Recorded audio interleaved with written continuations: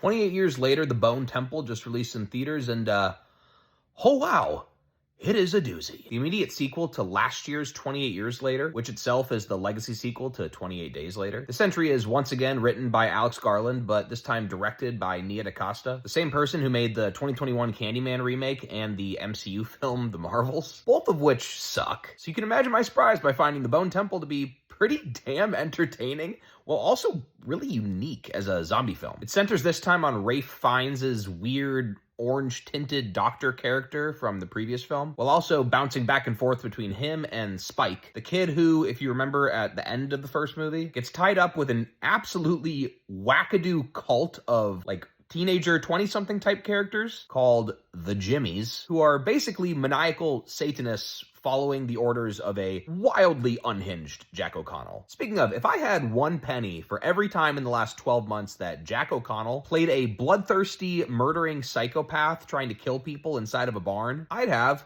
2 pennies, which isn't that much, but like, it costs like 4 cents to make a penny nowadays, so really that's 8 pennies. Both storylines are very solid, but sort of march the beat of their own drum the whole movie, before eventually colliding in the third act in what is one of my favorite scenes of the last 5 years. The closest possible thing I could compare it to is like a Satanist Wizard of Oz scene preceded by an Iron Maiden dance sequence. And even that does not do it justice. It's phenomenal. The movie in general, though, really feels more like a mid-season television arc. A really well done one, but one that's clearly meant to be like a bridging piece between the themes of the previous movie and the conclusion of whatever the third film wants to do. Well, assuming that one actually gets greenlit, because apparently these two have not exactly been blockbusters, which is a shame. But yeah, it does much better as sort of this like intermittent exploration of ideas rather than some full-fledged story arc. And honestly, that's just fine with me. I wish more movies actually understood what they had to be and didn't just try to swing for the fences with some world-shattering end-all be-all plot every single time. Oh, that said,